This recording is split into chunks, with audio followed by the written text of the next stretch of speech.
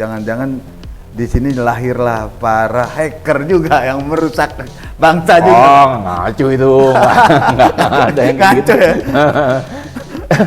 Bener, seperti yang saya ceritakan. Komputer atau teknologi informasi itu adalah tools atau alat. Oke. Tinggal siapa pemakainya kan. Yang makainya jahat jadi penjahat, yang makainya baik jadi baik kan. Oke. Nah, saya tidak menyangkal hal itu mungkin terjadi. Ya kemungkinan ya hacker itu juga adalah orang-orang yang intelijen.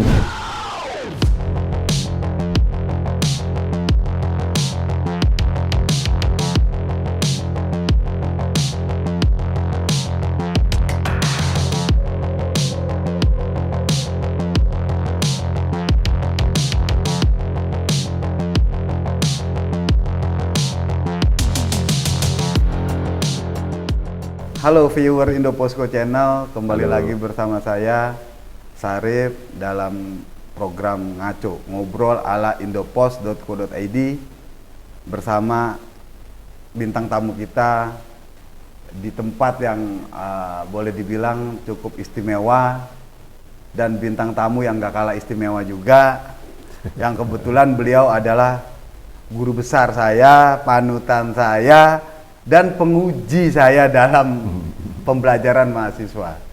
Ya, ini kita sambut, mungkin beliau ada di sebelah, Dr. Insinyur Wendy Usino, MSc, MM. Apa kabar Pak? Baik, alhamdulillah.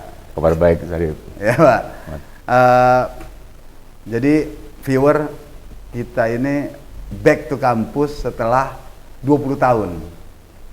Nah, 20 tahun lalu saya angkatan kebetulan 97 dan kebetulan juga Pak Wendy ini Pak Rektor salah satu penguji saya waktu dalam tahap skripsi.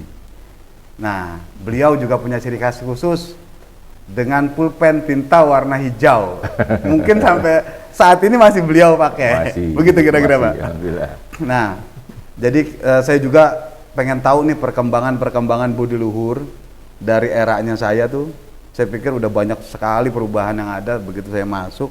Wih, ini luar biasa. Nah, terus apa aja sih Pak perkembangan yang ada di budi luhur? Ya, kalau misalnya dalam jangka masa studinya Mas Sarif sampai setelah lulus dan kembali lagi ke kampus ya setelah 20 tahun ini lumayan banyak.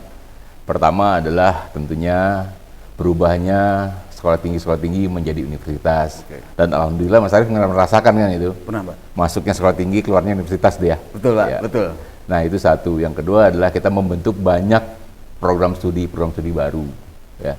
Yang kekinian antara lain adalah misalnya kita punya program studi yang namanya desain komunikasi visual, yang mengajarkan mahasiswa kita untuk menjadi seorang game designer, baik juga mendesain karya-karya antara lain misalnya animasi dan sebagainya. Itu yang paling terkini yang cocok dengan kondisi sekarang. Oke. Ya, karena generasi Z maupun generasi milenial tentunya sangat menyenangi game.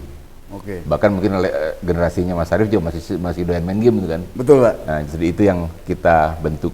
Kemudian ada satu lagi prodi yang juga kekinian dan paling current ya. Antara lain adalah kriminologi. Kriminal. Tapi kriminologi itu adalah kriminologi yang berbasis pada IT. Ya, jadi yang kita ajari adalah bagaimana menangani cybercrime, digital forensik dan sebagainya. Yang memang semua prodi-prodi atau fakultas yang ada di Universitas Budi Luhur ini kita tanamkan juga untuk tidak lepas dari IT. Karena pertama kali kampus ini berdiri kan adalah sebagai pelopor dari pendidikan ilmu komputer dan teknologi informasi. Itu perkembangan terkini dan terakhir yang cocok dengan ciri khasnya Budi Luhur. Oke. Ya kan, jadi sebuah lembaga pendidikan tinggi yang berbasis pada teknologi informasi. Kira-kira Pak ada tantangannya nggak sih? Tantangan misalnya satu kan kita harus memoles yang namanya pengajar dulu nih. Betul.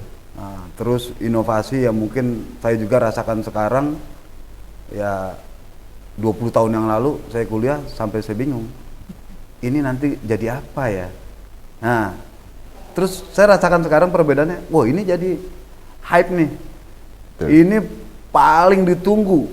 Mungkin ya sekarang semua orang tuh semua berbasis digital semua, go digital semua.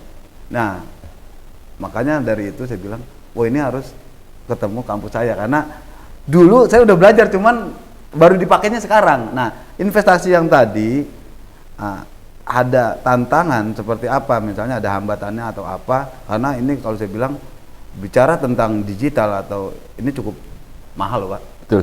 Gimana Pak? Ya, saya setuju. Jadi memang pertama yang saya ingin sampaikan gini, Mas Arief. Mungkin ingat pada saat masuk ke kampus ada patung tuh. Ya, betul. Patung separuh komputer satu orang, Betul, separuhnya betul. orang. Oke. Itu adalah visi dari pendiri kita, Pak Jaitun. Waktu itu bahwa beliau mendapatkan semacam petunjuk untuk mendirikan kampus komputer pertama di Indonesia kan, tahun 79. Waktu itu PTN juga belum ada tuh menawarkan prodi formal bidang komputer kan. 79 kita dirikan. Nah, tentunya itu adalah sebagai track tulang punggung atau urat nadi kita, bahwa digital adalah urat nadi dari perguruan tinggi yang didirikan oleh Pak Jaitun, yaitu Universitas Budi Luhur, yang diawali dengan Akademi Ilmu Komputer waktu itu kan, 79. Nah, tantangannya itu tadi memang perubahan atau perkembangan teknologi digital atau teknologi informasi ini sangat pesat. Itu satu. Yang kedua adalah mahalnya. Betul. Ya kan? Jadi peralatan-peralatan yang sangat mahal, yang tentunya kalau kita bicara misalnya dengan uang kuliah di Universitas Budi Luhur ini, dengan teknologi yang ada dan mahalnya peralatan, misalnya superkomputer dan sebagainya, itu sebuah tantangan. Ya.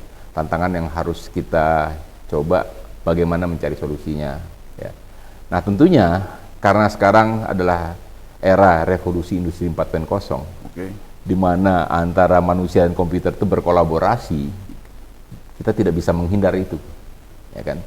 Nah, upayanya adalah kita mencoba untuk istilahnya mensiasati, yaitu dengan tidak ketinggalan teknologi, tapi dengan harga-harga yang terjangkau. Artinya yang kita lakukan adalah melakukan modifikasi, melakukan re-engineering. Jadi misalnya katakanlah untuk peralatan-peralatan komputer yang memerlukan spek tinggi, yang setara dengan superkomputer, misalnya untuk analitik untuk big data, kita butuh server yang kapasitas maupun fasilitas yang sangat luar biasa. Kita harus mencoba untuk mendesain, merancang dengan menggabungkan beberapa server misalnya agar dia bisa setara dengan performance dari superkomputer. Berarti di-upgrade hardware-nya ya, betul. Dan kita coba untuk menggabungkan dengan software-software yang memang bisa digunakan untuk itu. Itulah yang bisa dilakukan oleh Universitas Budi Luhur untuk mengejar agar bisa tetap mengimbangi pesatnya kemajuan teknologi. Di Budi Luhur sendiri nih Pak, kalau ngelihat tadi kan kita harus mengupgrade atau yang lain-lain mulai dari alat sampai dosennya gitu kan. Kira-kira ada join nggak sih Pak dengan kampus luar atau untuk pelatihan apa? Karena kan basicnya IT ini kan udah jelas ya, Amerika atau apa gitu kan. Nah itu seperti apa Pak? Ya betul, jadi terima kasih Mas Arief. Jadi Budi Luhur itu semenjak tahun 2000-an, 2000 awal ya, kita sudah mulai berpikir bahwa dosen-dosen kita tidak cukup hanya sampai master, ya kan. Maka saya sendiri waktu itu ditugaskan untuk tugas belajar ke luar negeri untuk ngambil doktor, ya kan. Nah kemudian kita bekerja sama dengan beberapa perguruan tinggi di luar negeri juga untuk misalnya menyelenggarakan pendidikan kolaborasi untuk level S1 sampai S3. Ya, saya ambil contoh aja. Kita menyadari bahwa Budi Luhur kan adalah sebuah kampus yang sangat concern dengan mahasiswa-mahasiswa yang tidak mampu, ya kan, dan juga biaya kuliah juga tidak terlalu tinggi kan. Nah, oleh karena itu kita juga bekerjasamanya dengan negara-negara yang IT-nya cukup maju, tapi biayanya tidak mahal. Contohnya India, ya kan. India kan IT-nya sangat maju, ya kan. Oleh karena itu ya kita bekerja sama Universitas Budi Luhur dengan kampus-kampus di India untuk mengejar mengimbangi pesatnya kemajuan teknologi informasi. Karena kita tahu bahwa India resources-nya untuk orang-orang IT sangatlah bagus. Itu yang kita lihat. Yang kedua adalah biayanya murah. Hingga setiap tahun sebelum pandemi itu kita selalu melakukan pertukaran mahasiswa. Jadi mahasiswa kita berangkat belajar ke India dan kita pun menerima mahasiswa India ke kita. Itu free, Pak? Bukan free, resiprokal. Oh. Resiprokal itu artinya mahasiswa budi luhur belajar di kampus, mahasiswa India bayar di kampus juga, Oke. tapi kuliahnya tukeran. Tapi bayarnya itu skala SKS atau biaya di India? Untuk skala SKS di kampus, tapi itu berangkat ke Indianya mereka bayar sendiri. Oke. Untuk tiketnya ya. Ya. Tapi untuk tempat tinggal, ya kan, untuk tuition fee-nya atau biaya kuliahnya sudah otomatis ditanggung oleh kampus.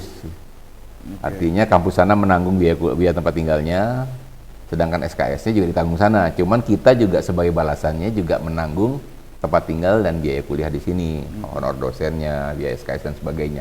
Itu yang kita lakukan, supaya bisa mengimbangi pesatnya teknologi. Oke, terus ini Pak, kita lihat kan sekarang tuh banyak sekali aplikasi atau program-program yang mungkin kalau zaman saya dulu ya zamannya COBOL, Pascal udah lewat gitu kan. Sekarang udah berbentuk app semua gitu. Pak Rektor sendiri pernah nggak ada challenge di teman-teman mahasiswa ini? Siapa sih the best yang pernah membuat sesuatu yang benar-benar apps-nya itu dipakai? Ada beberapa yang jelas, misalnya yang alumni kita yang jadi dosen yang misalnya membangun startup, ya kan. Terus ada juga yang membuat apps yang, kalau apps sih banyak ya. Cuman problemnya adalah bagaimana memasarkan apps itu jadi laku. Itu tantangannya, ya kan. Karena buat mahasiswa kita sih, kita minta misalnya tugas akhirnya mereka kan sekarang sebagian besar itu kalau nggak e-commerce, apps, ya kan. Nah, itu sebuah kegiatan yang saya rasa bisa dengan mudah dikerjakan oleh mahasiswa. Tapi harus berkolaborasi sekarang ini dengan mahasiswa fakultas lain. Misalnya dengan ekonomi dan bisnis untuk pemasarannya, supaya bagaimana promosinya, ya kan, supaya apps itu bisa dipakai. Saya ambil contoh aja. Baru-baru ini saya dengan teman-teman mengajak mahasiswa juga membangun apps untuk mengukur bagaimana tingkat kebuduluran seseorang, dalam hal ini di kampus budi luhur, mahasiswa, dosen. Jadi misalnya contoh tingkat kejujurannya, tingkat sopan santunnya dan sebagainya menggunakan apps, ya kan. Nah, tapi untuk memasarkan dan sebagainya itu yang harus kita perjuangkan. Ada juga misalnya kita membuat apps mengenai bagaimana mengumpulkan misalnya sampah, ya. Nah, tentunya harus didukung juga dengan promosi kepada masyarakat agar mereka bisa menggunakan apps itu, misalnya menginformasikan mereka punya sampah berapa banyak, jenisnya apa, di mana, dan kemudian akan ditimbang dan sebagainya. Itu contoh-contoh yang bisa kita buat juga dan sudah dibuat. Misalnya contoh yang berikutnya ada mengenai bantuan sosial. Misalnya ada masjid, ada yayasan atau panti asuhan yang ingin membantu atau menerima bantuan. Nah, itu kita pertemukan menjadi semacam marketplace gitu ya. Oh ya, from online to offline, from offline to online. Ya, itu salah satu. Nah, itulah yang menjadi tantangan. Idenya ada, apps-nya jadi, memasarkannya itu. Nah, itu makanya kita harus kerjasama itu dengan mahasiswa-mahasiswa lain atau bidang-bidang lain yang dalam hal promosinya, kemudian dalam hal operasionalnya. Artinya kerjasama dengan pesantrennya, kerjasama dengan yayasannya, dengan panti asuhannya. Itu yang harus menggunakan upaya yang cukup masif dan konsisten. Kenapa konsisten? Karena ini sifatnya relawan. Relawan itu berarti keikhlasan kan. Berarti duitnya nggak ada, tapi kerjanya banyak. Nah, itu yang jadi tantangan gitu loh. Sesuai dengan kebuduran gitu loh. Ya, betul. Berbuat baik bagi sesama.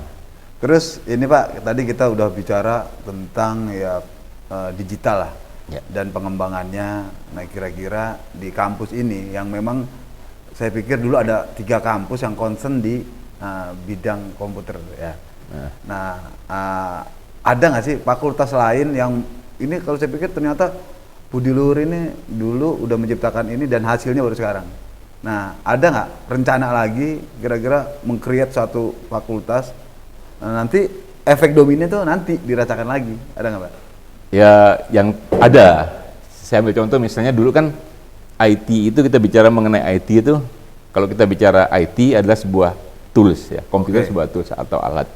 Di mana alat itu tergantung digunakan oleh orang menjadi baik atau menjadi buruk kan ya. Jadi kalau yang pegang orang jahat akan jadi dibuat pakai kejahatan. Kalau yang baik kan menjadi bermanfaat. Ya kan? Nah, itu salah satu yang kita pertimbangkan. Sehingga tidak heran misalnya kita bicara ke zaman dulu kan orang mudah sekali mengcopy software kan. Tapi bahayanya adalah virus, Betul. ya kan? Betul. Sehingga ada dosen-dosen kita, mahasiswa kita yang bicara mengenai bikin virus dan bikin antivirus. Oke, Ya kan? ya. Legasinya adalah zamannya Mas Arief juga tahu kan waktu itu kan. Iya, betul. Ada yang bisa bikin virus, ada yang bisa bikin antivirusnya. Iya. Virusnya yang bagian yang jahatnya, antivirusnya bagian yang baiknya gitu kan ya. Iya, betul. Betul. Supaya bermanfaatnya, ini yang merusaknya, ini yang bermanfaatnya. Tapi intinya adalah bagaimana mereka melatih kreativitasnya untuk membuat itu supaya pertama mungkin waktu itu bikin virus supaya orang tidak mudah mengcopy, Iya. ya kan? Kalau mengcopy ada virus mereka kaget. Cuma sekarang virus berkembang tuh, kan begitu kita bicara mengenai internet, berarti penyebaran virus itu kan lebih masif lagi. Kalau zaman dulu kan antar disket. Iya, betul, ya kan? disket. Disket dimasukin virus, begitu kita masukkan ke komputer kita, virusnya ada, masukin disket lagi, virusnya Iya, udah kopi-kopi udah iya, habis. udah melakukan penyebaran di situ, Iya. udah meninfeksi misalnya. Iya. Dipindahin ke komputer lain lagi, virusnya pindah lagi dan itu seterusnya. Kalau sekarang kan enggak. Masukin ke internet, nyebarin sedunia itu. Jadi bisa istilahnya melakukan perusakan ke banyak dan lebih cepat. Ya kan? Itu yang berbahaya kan. Nah, dan itu kita kategorikan sebagai bencana. Oke. Bencana yang disebabkan oleh manusia kan. Nah, dalam hal ini selain bencana yang disebabkan oleh alam juga bencana disebabkan oleh manusia.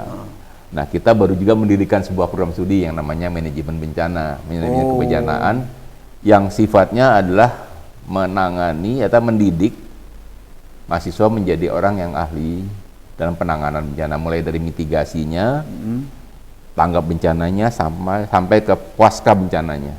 Jadi rekonstruksi dan sebagainya itu kita akan didik mereka. Dan tentunya nanti juga didukung dengan berbasis bagaimana kebencanaan disebabkan oleh IT. Oh, jadi ini kita kasarnya lebih ke online-nya atau ke offline-nya nih. Kalau offline-nya kan pasti kan kita ada bencana di mana ya, Iya. kita kunjungan juga. Secara online-nya bergeraknya seperti apa? Ya, tuh? kalau offline-nya pasti kan, artinya gini, bagaimana sarjana ahli kebencanaan itu akan terjun menangani, mengkoordinir misalnya bantuan dan juga memberikan informasi, penyebaran informasi. Secara offline-nya, secara online-nya adalah kita punya yang namanya aplikasi nantinya. Bikin aplikasi pada saat kebencanaan itu, orang yang pakai handphone itu dia akan bisa menyebutkan posisinya di mana pada saat kita melakukan SAR misalnya kan. Jadi ada lokasi misalnya dengan koordinat untuk melihat bahwa dia berlokasi di mana dan menyebutkan bencananya seperti apa. Ya kan? Nah, aplikasi itu sebenarnya sudah ada. Cuman kita sekarang ini masih waktu kita desain Android masih mahal, ya kan? Iya. Jadi handphone yang mempunyai fasilitas untuk itu masih kategori mahal kan tahun-tahun awal-awal 2010-an, 2011-an gitu kan. Nah, sekarang ini kan Android ada yang sampai sejutaan aja ada kan. Iya, iya. Sehingga mudah bagi masyarakat misalnya dengan teknologi yang ada untuk mereka bisa menginformasikan mengenai apa bencananya dan lokasinya di mana dan tentunya juga verifikasi. Itu contoh yang bisa dilakukan oleh Prodi Manajemen Bencana yang didukung dengan IT. Oke. Fakultas tadi Pak, itu apakah udah ada di kampus-kampus lain atau baru kampus ini? Alhamdulillah baru satu. Baru ini aja? Ya, baru di Budi Luhur aja untuk S1-nya ya. Oke, jadi viewer kalau yang mau paham tentang penanggulangan bencana, ya cuman ada di Budi Luhur ini. Ya, untuk S1. Untuk S1. Ya, untuk S2-nya ada di UGM dan di di Unhan. Oke. Tapi S1-nya baru ada di Budi Luhur dan baru diresmikan oleh pemerintah pada tanggal 15 Juni tahun 2022 sehingga kita mulai menerima mahasiswa barunya tahun ini. Oke. Mulai Baru tahun ini ya? Ya, September ini kita sudah mulai menerima, sudah mulai sekarang dan akan mulai kuliah akhir September. Oke Pak, terus kira-kira nih yang kita obrolin tadi digitalnya kuat, terus inovasinya, terus dia tahu lagi akan peduli bencananya seperti apa. Kira-kira lulusan dari kampus ini apakah sudah sesuai harapan atau belum gitu? Karena kan sekarang ya pasti orang cari lulusan IT semua Pak. Betul. Jadi harapan itu ya, itu yang kita harus lihat. Jadi gini, mahasiswa kita itu adalah mahasiswa yang kita didik ya. Jadi sekarang ini kan kita punya 5 fakultas tuh, ya kan. Pertama adalah Fakultas Teknologi Informasi yang basisnya IT. Kemudian Fakultas Ekonomi dan Bisnis, tapi mereka punya juga konsentrasi bisnis digital, ya kan. Jadi udah menyinggung mengenai bisnis, misalnya untuk prodi akuntansi kita bicara mengenai komputer akuntansi, ya kan. ada fakultas komunikasi dan desain kreatif. Nah itu juga sangat kental IT-nya. IT-nya misalnya desain komunikasi visual tentunya tidak lepas dari bagaimana produk-produk IT seperti misalnya animasi, games dan sebagainya yang kita buat. Tentunya juga komunikasi sekarang kan komunikasi digital melalui macam-macam ya sarananya, bisa melalui online misalnya sosial media, TV, radio dan sebagainya. Berikutnya adalah Fakultas Ilmu Sosial Ilmu Politik. Kita punya hubungan internasional dan tadi kriminologi. Nah, kriminologi itu didukung kriminologi yang berbasis IT juga ya. Jadi kita bicara mengenai cybercrime, ya kan. Bagaimana digital forensik dilakukan, diajarkan. Dan tentunya yang tidak lupa ada Fakultas Teknik. Teknik kan kita bicara teknik elektro dan arsitek. Ya kan? Dipecah lagi tuh Pak? Dipecah, ada elektro, ada arsitek. Nah elektro itu sangat kuat sekali dengan IT-nya juga. Dalam umumnya tadi 5 ya Pak? Sistem kontrol, Internet of Things itu dibahas oleh Fakultas Teknik tadi untuk yang teknik prodi elektro. Ya. Jadi mengenai harapan lulusannya itu bervariasi. Contohnya misalnya kalau anak-anak dari Fakultas Teknik yang memang mainnya di robotika, kontrol, begitu lulus mereka sudah langsung diterima bekerja di industri-industri manufakturing dan sebagainya. Menarik. Ya, untuk yang komunikasi misalnya, itu jelas mahasiswanya banyak yang bekerja di misalnya industri broadcasting, ya kan, industri game, animasi dan sebagainya. Jadi kalau misalnya harapan tergantung dari bagaimana kualifikasi mereka sama kebutuhan dari industrinya sendiri. Kita berusaha untuk mengimbangi kebutuhan industri tersebut dengan apa yang kita ajarkan. Cuman harus diakui, kecepatan pertumbuhan teknologi biasanya lebih cepat dibandingkan kurikulum yang kita desain. Ya kan? Karena kurikulum itu kita rancang untuk 4 tahun. Padahal 4 tahun itu perkembangan teknologi luar biasa tuh. Udah ya kan? jauh. Ya. Sehingga kerja keras dari para penyusun kurikulum, dalam hal ini Kaprodi misalnya, mereka bisa keep up atau bisa mengimbangi kecepatan perubahan itu dengan kurikulum yang mereka rancang. Yang hanya dievaluasi, dirubah 4 tahun sekali. Ya kan, dievaluasi setiap tahun sih iya. Cuman untuk merubah totalnya itu nggak bisa. Karena sebuah kurikulum itu kita paketkan untuk misalnya dia masuk kurikulum tahun 2022 ini, maka itu kan kita berlakukan sampai dia selesai kan tahun 2026. Nggak bisa kita rubah tengah jalan. Itu yang kadang-kadang yang buat kita dirasakan ketertinggalan. Tapi kita punya apa istilahnya, strategi lain, yaitu sertifikasi.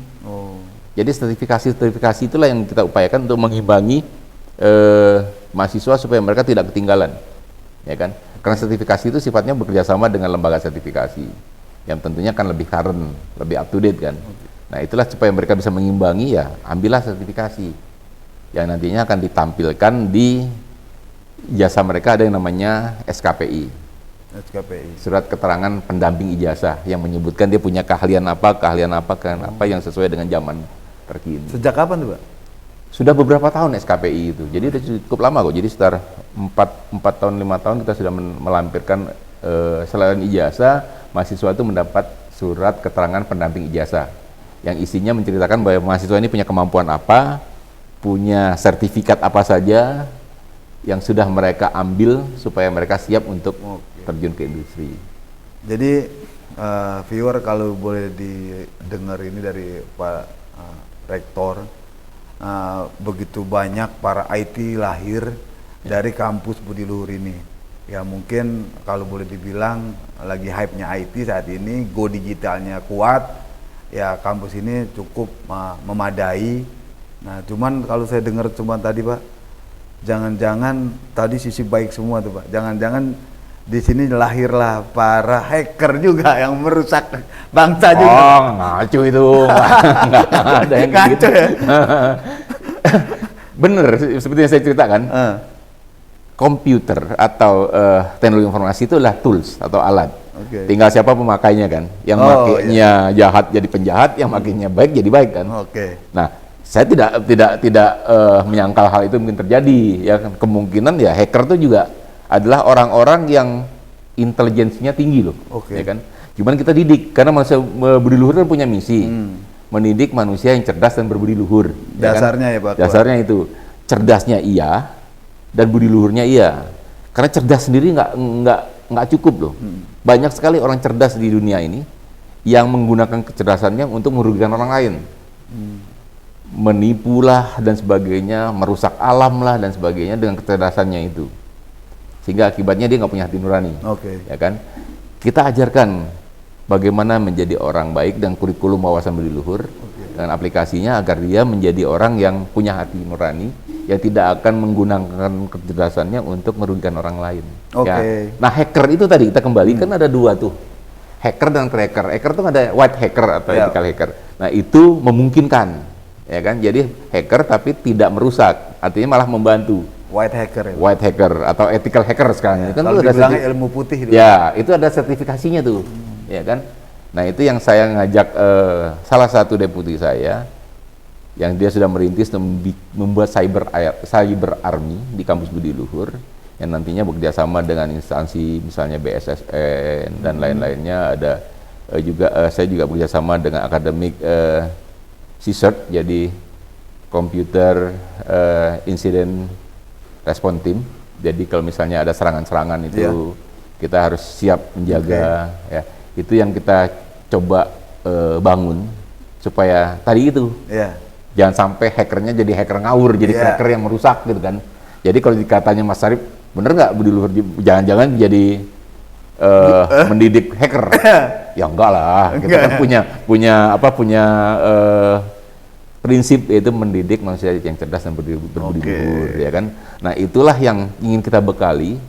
Silakan jadi hacker, tapi hacker yang white hacker tadi, ya kan, karena hacker itu orang-orang pinter, orang-orang pinter yang kreativitasnya tinggi, punya waktu banyak, dan nantinya dia bermanfaat juga, karena bank-bank, misalnya bank atau institusi keuangan, supaya tidak dibobol oleh hacker yang itu kan mereka punya hacker lawan, ya kan, ya kan, itu yang ya cerita saya, di orang yang bikin virus ada, tapi bikin antivirus juga ada zaman dulu kan.